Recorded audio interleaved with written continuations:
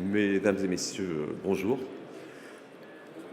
Bienvenue à cette table ronde où on va parler du sujet IoT et terminaux mobiles, tous les capteurs pour la ville intelligente, avec un point d'interrogation.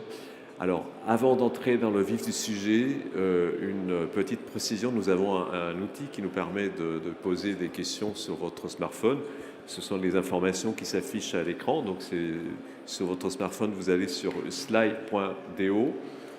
Ensuite, vous avez le code à rentrer. Il n'y a pas besoin de créer un compte ou quoi que ce soit. Si vous voulez poser une question en cours de route, n'hésitez pas à la taper. Donc, elle apparaît. Moi, j'ai l'interface administrateur, donc je vois la question qui s'affiche et on les prendra à la fin. Donc, on prendra bien évidemment aussi des questions de vive voix au micro.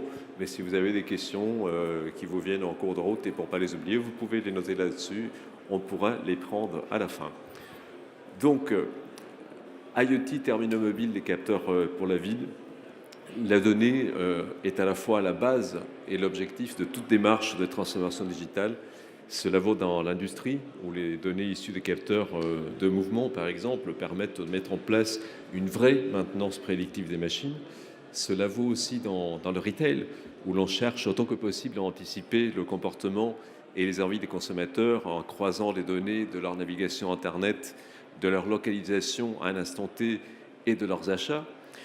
Cela vaut encore dans les services et les applications pour la ville, où le spectre des services rendus est encore beaucoup plus vaste et où la palette des besoins est également beaucoup plus vaste et variée. Alors, on a des données météo, des données de température, des données de qualité de l'air, des précipitations.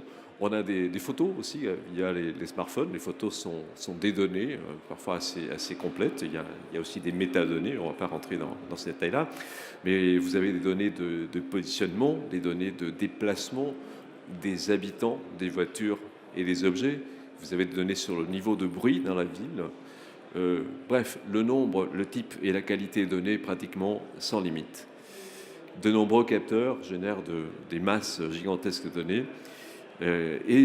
Parmi ces capteurs, on a les smartphones qui sont des puissants capteurs parce que vous avez tout un tas de capteurs dedans comme l'accéléromètre, le gyroscope, la boussole, le GPS, pour certains thermomètre, altimètre, détecteur d'UV, etc., etc. Donc on a un objet connecté qui donne énormément d'informations. Mais ce qu'on constate, c'est qu'une partie limitée de ces données, venant des capteurs comme des téléphones d'ailleurs, sont utilisées par les villes et pour d'autres usages. Et on voit qu'il y a là une mine de services à exploiter, à créer. Donc c'est ce que nous allons voir en compagnie de nos invités d'aujourd'hui. Donc j'ai le plaisir de vous présenter Jean Dobrossiat, qui est dirigeant et fondateur de Praxedo, donc tout à fait à gauche. Nicolas Mouchon, qui est dirigeant de Fullrama, il va nous expliquer comment il s'intègre et quelle est l'activité de Fullrama, qui est une société récente, mais qui commence à être extrêmement présente, notamment sur tout ce qui est données météo. Et Stéphane Mangin, qui est directeur des ventes de HID Global, qui lui aussi, qu'on connaît peut-être un peu plus sur des questions de sécurité, mais là, justement, il y a à la fois des informations, et puis il n'est pas venu les mains vides, il va nous montrer quelques objets et quelques capteurs. Alors, je vais changer de place et de micro pour vous rejoindre, donc pour être plus près. On va peut-être, Nicolas Mouchon, je veux commencer avec vous, peut-être une explication, parce que Fullrama, c'est pas encore très connu. Donc, d'abord, un petit mot sur la société. Et puis, c'est vrai que quand on pense aux capteurs de ville qu'il y a dans les villes, on pense parfois, ceux qui connaissent un petit peu le sujet, à ces tout petits capteurs qu'on place dans des arbres, par exemple, pour suivre leur croissance et leur état de santé. Ou alors on pense à grosses stations météo qui coûtent plusieurs dizaines de milliers d'euros, qui appartiennent à Air Paris ou à Météo France. Qu'y a-t-il entre les deux? Parce qu'il y a il y a énormément de capteurs différents entre le petit capteur à quelques euros et la grosse station très complexe. Alors, je vais vous expliquer un petit peu notre métier. Très rapidement, on installe des stations météo, des stations de pollution, des stations de salage en Île-de-France. Bon, on n'est pas partout aujourd'hui. D'ici la fin de l'année, on couvrira 38% de l'Île-de-France avec nos services, notamment alerte pluie, alerte neige. On essaye aujourd'hui d'apporter des portfolios de capteurs aux villes pour pouvoir développer des user cases intéressants pour eux. Donc il y a différents types de données qui sont intéressantes pour les villes, qui intéressent les villes évidemment. Tout ce qui concerne la météo, la pollution, tout ce qui concerne le trafic, le stationnement. Trafic, je dis modélisation 3D du trafic, c'est-à-dire vraiment qu'est-ce qui se passe sur la voirie. Voilà, aujourd'hui, les villes sont en train de s'approprier un petit peu cette nouvelle technologie et les données qui sont afférentes à la collecte de ces capteurs. Donc nous, on essaye aujourd'hui d'inventer de nouveaux services. Ce sont des services qui sont en temps réel, il faut bien le comprendre. On est vraiment dans la milliseconde et on essaye de délivrer ces services aujourd'hui. Donc il faut des capteurs, il faut tout un ensemble, une architecture, une infrastructure pour pouvoir aller collecter la donnée sur le terrain. D'accord. Et donc, effectivement, il y a qu'est-ce qu'on utilise dans les villes aujourd'hui comme type de capteur? Parce que Alors aujourd'hui, les villes majoritairement utilisent des compteurs de gaz, des compteurs d'électricité, des compteurs d'eau. C'était les premiers objets connectés qui ont été implémentés dans les collectivités locales. Aujourd'hui, on part sur des thématiques plus de stationnement, donc d'optimisation du stationnement aujourd'hui en voirie publique. Bon, ça, c'est un user case qui est assez intéressant. Il y a aussi tout ce qui concerne les zones d'aménagement concerté, donc les ZAC. Aujourd'hui, il y a une très forte demande de capteurs pour ces ZAC parce que c'est une sorte de copropriété entre l'aménageur et la ville. Et depuis des années, il y a des problèmes de collecte de données sur ces immeubles-là. Donc on a mis des capteurs, mais on a beaucoup de mal à capter les données. Donc on va nous apporter très concrètement quelque chose de concret dans ce domaine-là pour pouvoir être en fait la mémoire de la ville par rapport aux données, par exemple. On pourrait citer toute la thématique espace vert, qui est aujourd'hui encore une nouvelle frontière. Ariel a cité tout à l'heure un arbre, aujourd'hui ça vaut 10 000 euros. Donc pour savoir si l'arbre... L'arbre, pas oui, le capteur. l'arbre, voilà, pas le capteur. Hein. L'arbre, il vaut 10 000 euros aujourd'hui. Il faut savoir si l'arbre, il va grandir ou pas, est-ce qu'il est correctement arrosé, est-ce qu'il y a une hydrométrie du sol qui est importante. Vous avez la même chose pour tout ce qui est espace vert, avec des capteurs qui sont à 30 cm, 50 cm, 80 cm, qui permettent de savoir quelle est l'humidité du sol, et est-ce qu'on arrose, est-ce qu'on n'arrose pas. Il ne faut pas se leurrer derrière, c'est pour pouvoir proposer des économies aux villes sur plein de thématiques, sur l'eau, mais pas que, sur l'optimisation des déplacements, enfin sur tellement de sujets en fait. D'accord. Alors je disais que Stéphane Mangin n'était pas venu les mains vides. Alors justement, quand on parle de capteurs, alors montrez-nous Stéphane ce que vous avez là. Alors je prends peut-être un petit capteur et qui fonctionne avec cette prise. Alors expliquez-nous qu'est-ce que c'est, à quoi ça sert. Alors en fait, chez HID, on a développé une technologie de géolocalisation, comptage en temps réel, avec des capteurs qui vont être embarqués, qui existent sous plusieurs formes. Vous en avez d'autres, oui, je vois. Donc effectivement tout à l'heure. On peut travailler justement les personnes humaines, savoir combien de personnes va faire un pas dans un hôpital pour augmenter sa productivité, moins le fatiguer.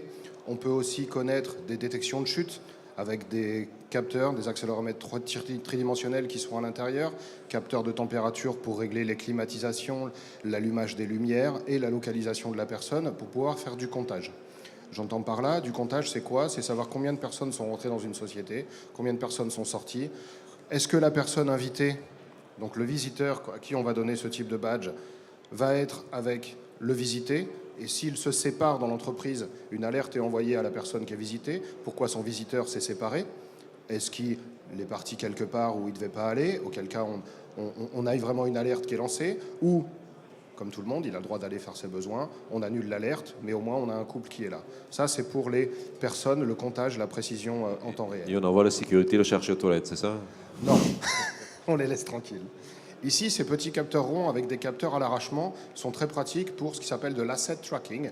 Donc là, qu'importe où est rangé un objet dans un hangar, ce qui compte, c'est de le trouver. Donc, tous les objets sont en Bluetooth Low Energy cryptés. C'est très important quand on parle de cybersécurité dans le monde des objets connectés. Vous avez les e-beacon et les Eddystone chez Apple ou chez Android qui, eux, sont en clair. Il n'y a aucune sécurité, c'est juste des capteurs d'information de localisation. Là, on est sur du Bluetooth Low Energy crypté. Ça, par exemple, si je le colle sur mon PC et que je quitte une zone définie, automatiquement une alerte est envoyée. Si j'arrache ce beacon, une alerte est envoyée parce qu'il y a un capteur à l'arrachement. J'ai aussi des capteurs de température à l'intérieur. Pourquoi? Je reviens un petit peu en sens arrière. En cas de sûreté, en cas d'évacuation incendie, il vous faut suivre un trajet particulier. Or, si vous suivez le fléchage, vous pouvez tomber dans un gros nuage de produits toxiques qui est en incandescence. Donc là, c'est très dangereux. En temps réel, on peut modifier le trajet d'évacuation suite aux capteurs de température, aux capteurs de lumière qui sont embarqués là-dessus. Et ça, c'est un capteur qui fait du condition monitoring. Donc vous allez anticiper des pannes dans les moteurs. Pourquoi? Parce qu'il y a des magnétomètres, il y a des capteurs de son qui sont beaucoup plus précis que l'oreille humaine. Et quand par exemple vous mettez ça sur une boîte de vitesse, on peut anticiper l'usure de pignon avant que la casse arrive. Donc c'est des tout petits capteurs, c'est très simple sur le papier, c'est très complexe derrière, avec un très haut niveau de sécurité et de protection des données. Ça marche en Bluetooth Low Energy, ça va sur ces petits capteurs qu'on appelle un gateway, une passerelle en français. C'est retransmis en Bluetooth ou en PoE ou de façon totalement autonome si vous voulez par exemple un point de regroupement extérieur en cas d'évacuation incendie, s'il n'y a pas de câblage, s'il n'y a pas de Wi-Fi, s'il n'y a rien, vous mettez ce petit modèle avec le capteur solaire qui est livré et le routeur GSM, et vous pouvez automatiquement savoir quelles sont les personnes qui ont été évacuées de la société, si la personne qui n'est pas présente à ce point de regroupement est présente à un autre point de regroupement, ou si tout simplement elle n'est pas venue travailler ce matin. Donc pour les forces de secours, c'est très important, parce qu'on va pouvoir localiser la personne dans le bâtiment, mais aussi, c'est aussi important de savoir, quand la personne va être reconnue par le capteur, que tout le monde soit présent. Si maintenant il n'y a rien du tout, le téléphone peut faire office de lecteur aussi. Donc on a une solution qui est beacon to gateway to cloud ou beacon to smartphone to cloud. Et c'est votre téléphone qui devient le lecteur. Et par conséquent, il n'y a plus un responsable de département en cas d'évacuation incendie. Tout le monde devient mustering chief. Alors, si on veut faire le lien avec, très concrètement avec la ville, je me souviens d'une société qui avait gagné un hackathon sur le thème de la sécurité Onuma, et il avait fait un business case justement dans lequel il y a eu le feu Onuma, donc l'endroit du hackathon. Qu'est-ce qu'on pourrait faire comme application intelligente pour préserver la sécurité des gens? Et en fait, il y avait cette dimension effectivement de traçabilité, déjà savoir qui était dans l'immeuble, avec les badges évidemment, leur indiquer les sorties, mais surtout communiquer avec les services de la ville pour faire en sorte que le chemin entre la station des pompiers et l'incendie, pour que les feux passent tous au vert, pour faciliter l'entrée, l'arrivée des secours. Pareil pour les ambulances si besoin est. Information également sur les panneaux de la ville autour du lieu pour dire aux habitants de quartier, attention, intervention des pompiers en cours, donc restez par là. Est-ce que cette dimension existe aussi dans ce type d'objet? Est-ce qu'on peut créer des passerelles? Est-ce que ça passe par des API où il y a déjà des solutions un peu intégrées qui permettent de le faire? Alors la question est très très pertinente. Aujourd'hui, il y a à peu près 200 API disponibles avec cette solution, donc on peut un peu l'intégrer dans un peu n'importe quoi. Pour revenir à la problématique de la ville, on a déjà pensé, pas nécessairement aux pompiers, mais aux forces de l'ordre en cas de manifestation. C'est-à-dire que la veille d'une manifestation, on peut baliser le trajet avec ces beacons qui sont solaires et GSM, équiper chaque force de l'ordre de ce type de capteur et savoir exactement où est la force de l'ordre, comment se déplacent les personnes. Si une force de l'ordre vient à tomber au sol et reste inanimée, on a toutes ces informations qui peuvent permettre de sécuriser les personnes qui vont intervenir lors des manifestations et tout particulièrement des émeutes. Donc ça, c'est très important. Ensuite, pour la ville, elle ne fait pas que financer l'extérieur pour nous tous citoyens. Vous avez les hôpitaux publics. Le cas de l'hôpital public aujourd'hui, je vais prendre un cas très simple. On entend partout et ici que l'hôpital public manque de lits. Souvent, l'hôpital public ne manque pas de lits. L'hôpital public ne sait pas où sont ces lits. Vous pouvez avoir un service de cardiologie qui a emmené un lit en décontamination. Or, le lit, après la décontamination, il est parti en rhumatologie. Et on ne retrouve plus le lit. Qu'est-ce que fait la cardio? Elle rachète un lit. Or, son lit est parti de l'autre côté. Un DSI m'avait résumé la chose en disant, dans un hôpital, on passe son temps à chercher le matériel, les toubibs et les malades. Exactement. Donc là, un exemple tout bête. Avec le bracelet patient malade, par exemple, dans un hôpital qui est dédié à Alzheimer. Où est mon patient? Lui-même ne sait pas où il est. Et l'infirmière, pour lui promulguer son soin, ne sait pas où elle est. Donc, automatiquement, on fait du géofencing avec ça, on détecte la sortie d'un périmètre. Et après, avec ça, on peut faire aussi du geofencing, vous l'avez dit, c'est-à-dire un endroit où il n'y a pas de contrôle d'accès, mais où une alerte va être envoyée à la sécurité parce que la personne a pénétré cette zone. Ou est sortie de la zone. Ou est sortie de la zone. Donc, on a énormément d'applications pour localiser des objets. Prenez par exemple un immense hangar, on se fiche de savoir où est rangée la chose. Ce qui compte, c'est de savoir la trouver. Qu'importe de savoir où elle est rangée. À chaque fois, on dit mon garage, c'est un grand bazar, mais je sais tout trouver tout de suite. Bah, c'est le cas, rien n'est rangé. Par contre, quand je vais chercher une clé, je sais où elle est. Là, c'est la même chose. Pour les êtres humains, dans l'hôpital, c'est pareil. Pour les lits, les électroencéphalos, les électrocardios, les pompes d'injection, quand on va faire de la chimio, par exemple, c'est très important de savoir où elles sont, si elles fonctionnent bien, parce que le condition monitoring, c'est très important dans ces cas-là. Et un exemple qui est frappant, c'est que ce petit capteur, il existe de façon très miniaturisée pour faire de la détection de l'enlèvement d'enfants dans les maternités. D'accord. Tous les nouveau-nés ont un petit bracelet avec leur nom, leur poids. D'accord. Et bien là, on met ce petit capteur dedans, et dès que le capteur quitte la zone, il y a une alerte qui est envoyée. Donc, ok, ce n'est pas un case study qui va vous envoyer des millions d'informations ou des millions de cas tous les ans. Par contre, il suffit d'un seul pour traumatiser et une famille, et un hôpital, et sa réputation sur très nombreuses années. Donc ça, c'est des applications qui sont concrètes, qui sont déjà déployées, et on a des sociétés en France qui sont partenaires et qui sont spécialisées dans ce type de problématique. Ça donne des scénarios de films, par exemple, La vie est un long fleuve tranquille avec l'inversion des enfants à la naissance. Mais voilà, c'est un tout autre sujet. Jeune Broissia, vous êtes un petit peu atypique à cette table ronde, on va le dire, parce que vous êtes dans le field service. Je disais en introduction que les smartphones sont des capteurs qui produisent énormément de données. Les personnes qui font des tournées, donc c'est un peu votre métier, technicien de terrain, ou qui font des interventions de tout type, ont ce type de terminaux tout le temps avec eux. Ils se servent, ils se déplacent à l'aide d'outils de planification qui à la fois se nourrissent de données qui viennent du terrain, mais qui envoient d'autres données. Les propres terminaux de vos techniciens produisent également de données. Est-ce que vous en faites quelque chose de ces données, outre que les besoins simplement du déplacement et du métier à proprement parler ? Alors effectivement, nous, on propose une plateforme SaaS de gestion d'intervention, donc ce qu'on appelle en anglais du Field Service Management. Donc on s'adresse aux entreprises qui ont des techniciens sur le terrain et on leur propose à la fois une application mobile qui leur permet de recevoir en temps réel leurs demandes d'intervention et de saisir leur compte rendu d'activité. Donc c'est des métiers avant qu'il y avait des formulaires papier, on va dire dans le monde d'avant. Et évidemment, cette application mobile, elle est connectée en temps réel à un portail web destiné aux dispatchers, aux personnes qui font ce qu'on appelle en français la conduite d'activité, qui organisent le travail des gens sur le terrain. Alors, nous, le sujet des Smart Cities, on le voit au travers de nos clients, finalement, des usages de nos clients. On a plus de 600 clients aujourd'hui, dont beaucoup de cas d'usage qui sont associés à la densité urbaine et à la ville intelligente. Vous parliez tout à l'heure des smart metering. Il y a de plus en plus de projets de déploiement de compteurs intelligents. Donc ça, c'est clairement un axe très fort. Il y a bien sûr Linky, mais on l'a vu aussi avec d'autres fournisseurs en France et sur d'autres pays. Il y a un autre axe sur tout ce qui est lampadaire intelligent. On a des cas d'usage autour de ça.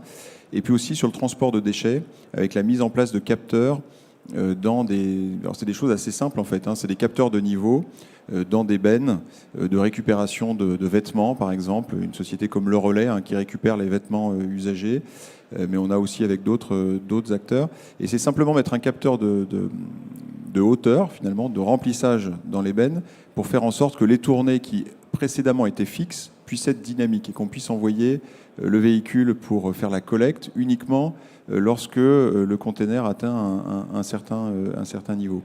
Donc on voit vraiment se développer ces usages, alors qui sont liés à l'IoT. Paradoxalement, on pourrait croire que dans notre métier, l'IoT va faire en sorte que, a priori, il y aura de plus en plus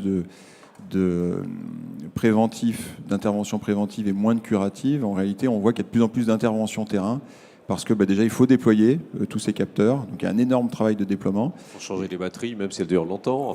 Exactement. Et il faut maintenir les équipements. Et donc, nous, au contraire, on voit plutôt une multiplication des interventions terrain, et c'est très bien pour nous, que la réduction. Alors, effectivement, Ariel, vous évoquiez les smartphones.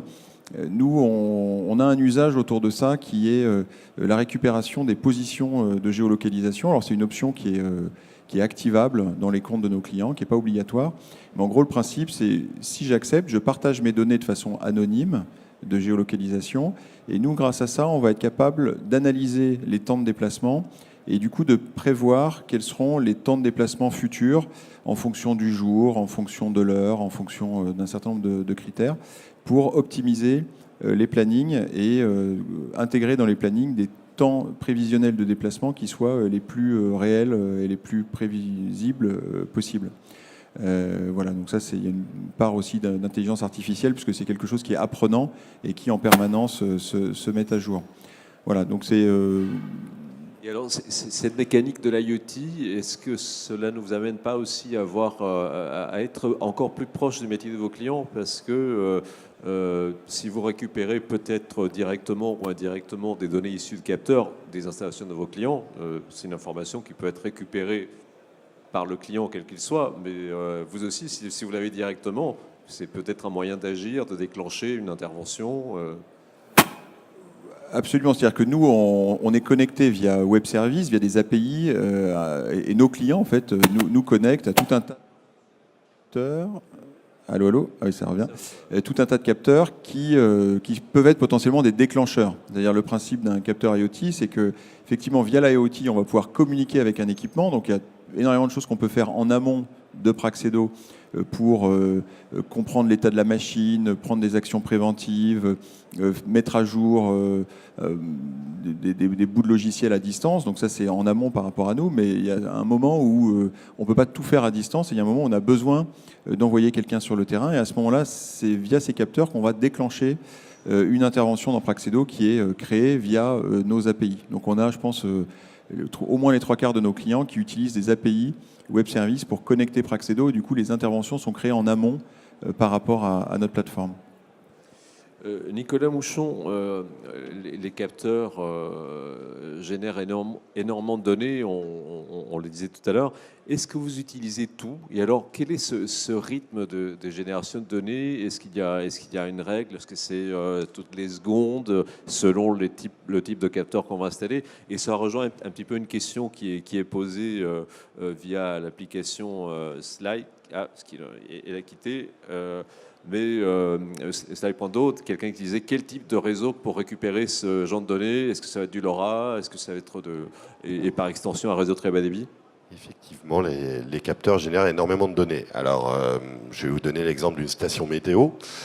Aujourd'hui, les stations météo que nous avons génèrent toutes les 4 secondes 140 données. Donc, vous doutez bien que pour remonter ces 140 données, on ne peut pas utiliser LoRa, c'est pas possible. Donc, vous êtes obligé d'utiliser de la carte SIM, par exemple, ou de fibrer éventuellement votre station. La volumétrie des données est très conséquente, tant sur la donnée brute qu'on cherche à capter que sur la télémétrie qui est liée à cette prise de données. Alors je vous explique, sur la station météo qu'on a, on a 10 données de télémétrie, vitesse de température par exemple interne de la carte, vitesse de rotation du ventilateur, etc., etc., état du système de chauffage de la station météo. Donc on a 10 données de télémétrie, on connaît aussi par exemple les pannes électriques. Tout ce type de données qui sont en fait remontées par notre infrastructure, on l'agglomère, alors par exemple dans une application mobile, pour les personnes qui vont maintenir nos infrastructures sur le terrain. Donc nos intervenants aujourd'hui, ils ont une application mobile, ils connaissent le type de panne, ils connaissent le type de pièces détachées éventuellement qui sont liées à ce type de panne. Et surtout, ça permet, comme l'a si bien dit mon voisin, d'optimiser au mieux la tournée. Un déplacement en Ile-de-France, c'est 200 €. Donc si vous avez 200 à 300 stations à maintenir ou objets connectés à maintenir, c'est très coûteux. Donc il faut vraiment l'optimiser. Je pense qu'un jour on prendra peut-être même une API Praxedo pour pouvoir optimiser la tournée. Et puis aussi, l'important pour la personne qui va sur le terrain, c'est de savoir faire le test de collecte de données directement. C'est-à-dire qu'il va sur le terrain, il regarde si la collecte s'effectue bien ou pas. Et ça, c'est très important parce que moi, j'ai déjà vu récemment, ouais, allô, ça marche, tu reçois bien les données. Et en fait, il est dépendant d'une personne qui est au bureau, alors que là, avec l'application mobile, il sait si effectivement le capteur remonte des données ou remonte pas des données. Voilà. Alors, Très important. Hein. Est-ce qu'on croise beaucoup de données pour avoir des services, ce type d'informations qui n'apparaissent pas à l'état brut? Alors, Par exemple, le bruit, j'ai des exemples d'utilisation des capteurs de bruit aux États-Unis je crois que c'est à Dallas. La police s'en sert et récupère ces données. Il y a une triangulation de l'origine de bruit pour localiser, identifier par exemple des fusillades. Ça dépend de la classe. En fait, du sonomètre. Il y a 3 classes, classe 1, classe 2, classe 3. Dans le cas des États-Unis, c'est un fonctionnement en classe 1, c'est-à-dire que c'est plusieurs capteurs qui permettent de voir le directionnel, déjà, d'où vient le bruit, on est bien d'accord, de le repérer, de le géolocaliser, et ensuite sur des bandes de fréquences, ils savent reconnaître si c'est un tir d'arme à feu, si c'est une explosion. Ça, c'est des systèmes qui existent déjà dans les usines, notamment dans tout ce qui est pétrochimie, raffinerie. Vous avez des capteurs qui détectent en fait des explosions, ce type de choses, sur des fréquences de bruit, et qui émettent, et évidemment, automatiquement, voilà. Il existe quasiment tout, je crois, aujourd'hui, pour l'usine. Pas encore vraiment pour le Smart City, mais ça commence à arriver. Il existe tous les objets. Après, il faut savoir traiter l'information. Ça, c'est l'enjeu de demain. Est-ce que c'est l'info dynamique, statique?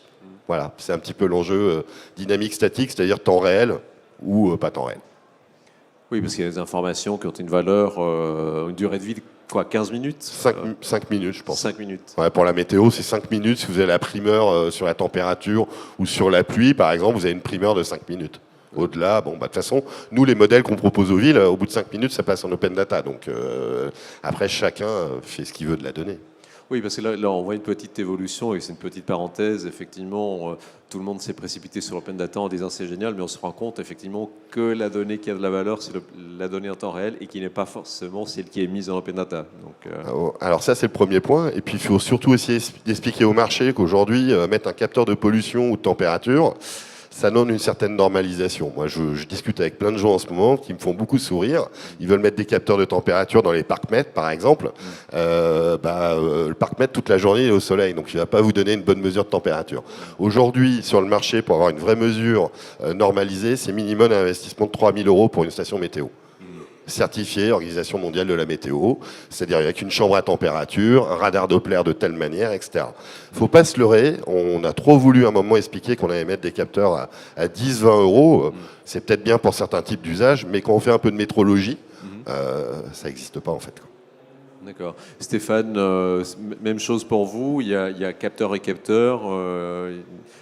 Là, ce que vous nous montrez, c'est ce petit capteur avec la prise, ça vaut combien?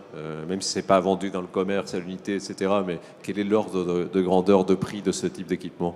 Alors ça, ce type d'équipement, si on parle d'un prix juste en valeur faciale, on ne va pas en faire grand-chose. Ouais. Pourquoi? Parce que la solution Blue Vision d'HID, c'est un ensemble de capteurs et ensuite un mode SaaS. Donc si vous n'avez pas le mode SaaS, vous pourrez mettre tous les capteurs que vous voulez, ils resteront comme là, sur la table, sans aucune utilité. Donc c'est vraiment une solution globale, et on ne peut pas parler d'un prix à l'unité. Déjà, premièrement, que le prix est dégressif, et ensuite, qu'est-ce qu'on veut faire de la donnée? Vous l'avez justement dit tout à l'heure, ce capteur-là, n'importe quel capteur que vous avez ici, il y a des capteurs de température. Quand je fais un suivi de médicaments, de transport de médicaments de pharmacie, par exemple, je veux savoir exactement si j'ai une rupture de la chaîne du froid. Et où est-ce qu'elle a eu lieu? Parce que c'est très important. Je peux réceptionner les médicaments, par exemple des vaccins, doivent être transportés à une certaine température. Si à un moment le camion il est resté en plein soleil, comme le parc-mètre dont on a pris l'exemple tout à l'heure, et que le camion est éteint, qu'il n'y a pas de ventilation à l'intérieur, vous allez livrer des vaccins qui seront complètement périmés. Donc c'est important. Donc en fonction de ce qu'on veut faire, le prix sera différent. Donc si... Je ne vais pas dire que ça va du simple au triple en fonction des données qu'on veut analyser, de l'API qu'on veut intégrer, mais chaque cas est précis. Donner un prix comme ça n'aurait aucune utilité aujourd'hui. Tout ce que je peux vous dire, c'est que c'est très très bas en coût. C'est la seule chose que je peux vous dire par rapport au service que ça peut apporter. Et alors, ce sont des données, les services qui sont issus de ce type de capteurs, par exemple, on parlait de géolocalisation indoor, de guidage dans un très grand centre commercial ou dans un musée ou des choses comme ça. Est-ce que ce sont des services monétisables, ou est-ce que c'est juste un service, un confort qu'on offre aux citoyens, aux visiteurs? Après, c'est comme tout. On va prendre par exemple... je vais prendre par exemple le cas de l'hôpital. L'hôpital, aujourd'hui, on va dans un hôpital pour des raisons de santé. Mais l'hôpital n'est... Excusez-moi, je vais peut-être m'attirer les foudres de certaines personnes impliquées dedans, mais c'est aussi une guerre de business entre chaque hôpital. Nous, on est une société américaine. Aux États-Unis, on a un énorme partenaire qui s'appelle le Mayo Clinic. Il y a énormément de sites aux États-Unis qui sont équipés avec nos solutions. Et des solutions de wayfinding font la différence entre un établissement et un autre. Pourquoi? Parce que quand aujourd'hui je vais dans l'hôpital pour faire un rendez-vous en cardiologie, j'ai pas envie de passer une demi-heure à trouver le service de cardiologie, tellement l'hôpital c'est un grand labyrinthe avec un énorme méandre. Je peux faire exactement le même exemple dans un aéroport. Les aéroports de Londres sont équipés de notre solution. On peut trouver directement via le smartphone, on a notre billet électronique, la porte d'embarquement, et on suit les lignes bleues du téléphone en réalité augmentée. Donc, plein de solutions comme ça qui vous permettent de mettre... Oui, c'est monétisable. Pourquoi? Parce qu'on peut mettre des balises marketing dessus. Je me balade dans l'hôpital, je passe devant les kiosques. Qu'est-ce que je vois? J'ai une promotion sur l'équipe. Aujourd'hui, l'équipe est à temps. Ou j'ai l'équipe plus un fascicule offert. Ou je passe devant le restaurant de l'hôpital, j'ai une promotion sur tel plat, etc. etc.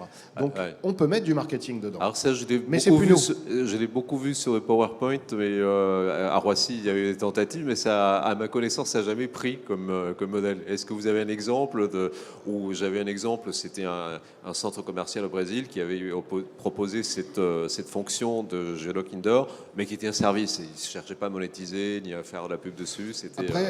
Après, je dirais que c'est plus notre solution. Nous, on donne l'API. L'API est intégrée dans la solution de wayfinding.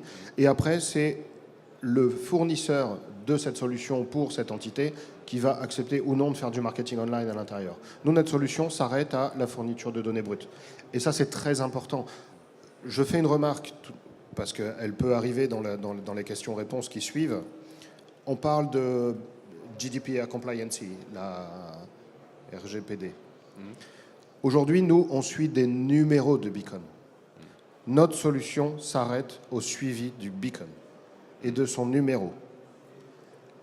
Le client final qui va accepter notre solution doit discuter avec ses salariés, ses syndicats, pour leur présenter le tableau de correspondance entre là où notre solution s'arrête, c'est un numéro, et la personne mise en face. Oui, nous ne stockons aucune donnée personnelle dans la Blue Zone, c'est-à-dire le mode SaaS, la solution software basée sur le cloud. Et ça, c'est très, très, très important. Donc elle est 100% RGPD elle est 100% RGPD compliant. Et pour information, HID est 100% GDPR compliant depuis juin 2017, un an avant la mise en place officielle de la RGPD. D'accord. Voilà. Nicolas Mouchon, je voyais réagir par rapport à ça. Non, c'est sur les scénarios pour guider les gens, quoi.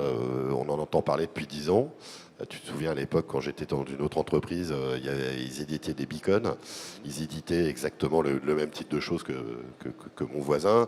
Et on a travaillé avec le musée du Louvre, on a travaillé avec pas mal de gens pour essayer d'implémenter cette technologie. Le problème, c'est à l'époque, elle était chère. Je pense qu'aujourd'hui, elle est beaucoup plus accessible d'un point de vue prix. Et je pense que ça... Après, le problème, c'est que c'est le client qui doit s'approprier le scénario. Et c'est pas mon voisin, malheureusement, qui va lui faire clé en main le scénario.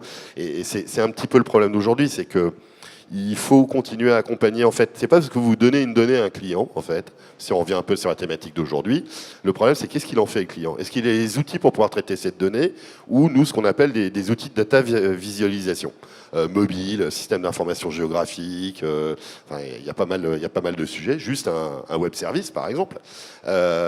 Aujourd'hui, nos clients, ils nous demandent effectivement, on veut de la donnée, mais après, en fait, ils ne sont pas capables de réellement traiter cette donnée. Donc, il faut encore aller l'accompagner. Nous, ce qu'on va juste faire, c'est l'accompagner en lui fournissant des flux ou une application mobile, mais vraiment qui est très standardisée. On ne fera jamais du à façon. Après, s'il veut du façon, il prend une équipe de développement, il intègre les données dans son infrastructure et il se débrouille un peu. Mais c'est un petit peu souvent le problème, c'est parce que le client, il n'a pas forcément de l'expertise. Pour ensuite, si vous voulez, dans l'hôpital, j'ai déjà travaillé avec des hôpitaux, il n'y a pas le DSI dans l'hôpital qui va faire tous les scénarios, les user cases. Et c'est pas simple, quoi. Ils ne sont pas très nombreux non plus, donc il faut arriver quelque chose avec clé en main, en fait, quoi, souvent. Jean de Broissia. Nous, notre point de vue là-dessus, c'est que c'est la responsabilité de l'éditeur de proposer des fonctionnalités qui sont compatibles avec la RGPD, typiquement le respect de la vie privée. Sur un autre domaine, nous, par exemple, un cas très concret, on a lancé la release Praxedo hier, la release automne, on en a 2 par an.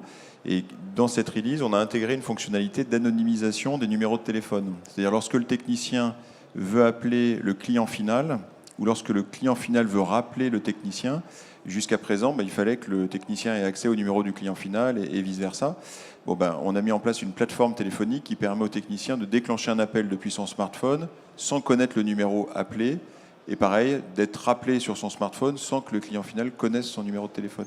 Donc, ça n'a rien à voir avec l'IoT, mais juste pour montrer il faut, je pense, se creuser un peu la tête pour considérer que de toute façon, on va gérer des données personnelles, et après, il faut trouver des cas d'usage et des fonctionnalités intelligentes qui permettent aux clients, de fait, d'être compliant avec la RGPD. C'est la mécanique de l'anonymisation de la donnée qui est intéressante dans ce cas.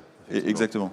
D'accord. Alors j'en profite pour relayer une question qui nous arrive par Saïdo, qui est tout à fait dans... Ah, je l'ai perdu, c'est au rafraîchissement. Mais la question, c'était dans l'IoT, le cheminement, c'est la collecte de la donnée. Attendez, je vais essayer de la retrouver parce que c'est un petit peu dommage.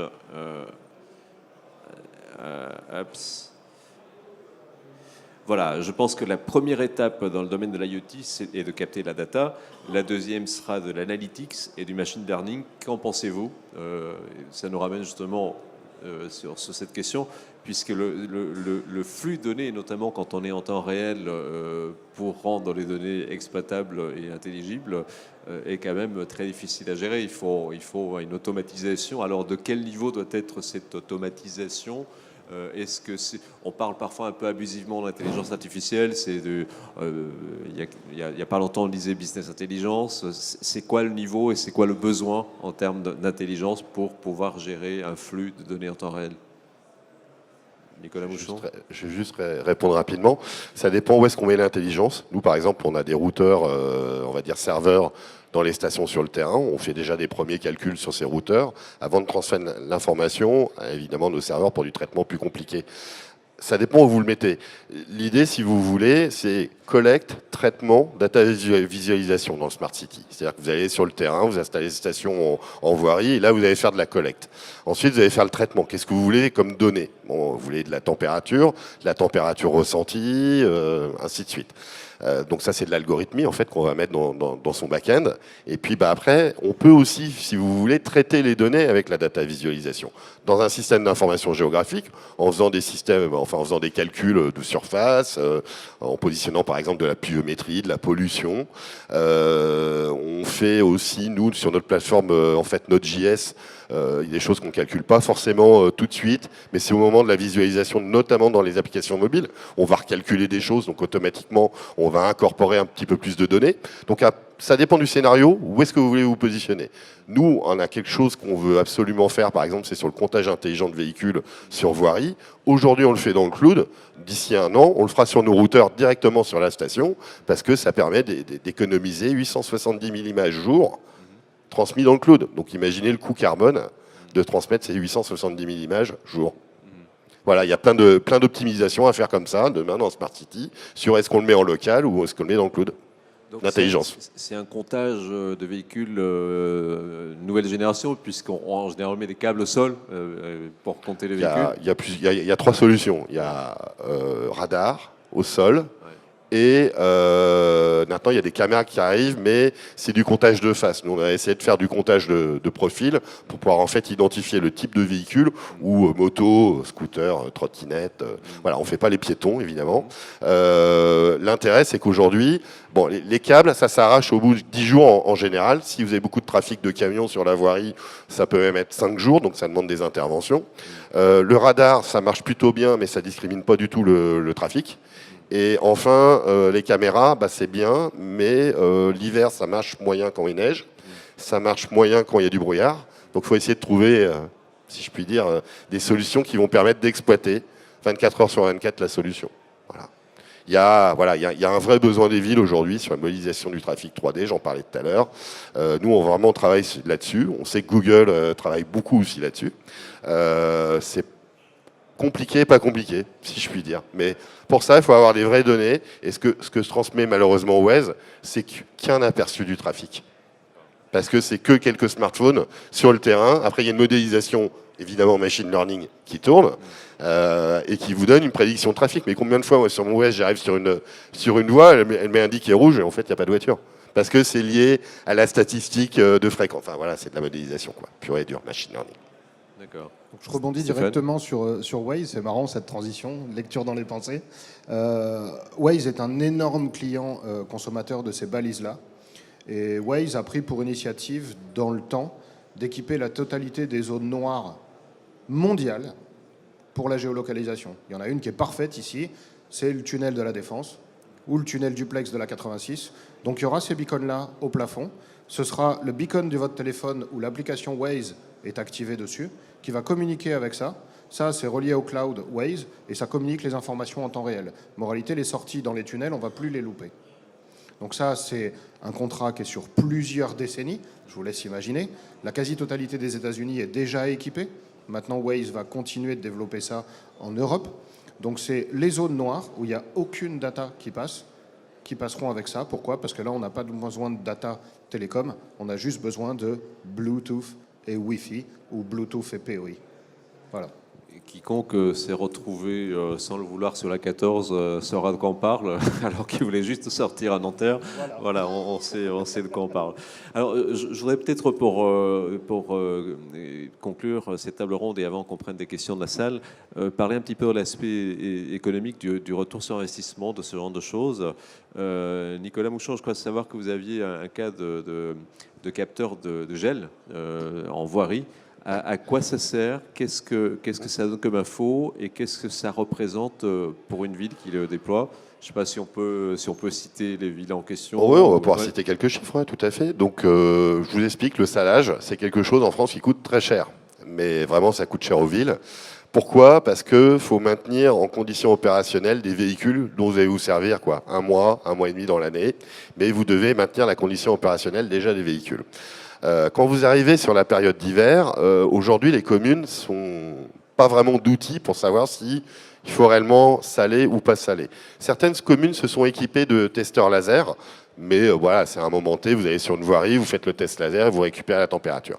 Nous, on part du principe d'installer des capteurs qui sont déjà présents sur les aéroports depuis environ une dizaine d'années et de les installer directement en voirie. Donc on en a installé un derrière la Défense au pont Léonard de Vinci. Et ce capteur va permettre, à partir pour la période d'hiver qui arrive bientôt, on espère rapidement, si je puis dire, non, je plaisante,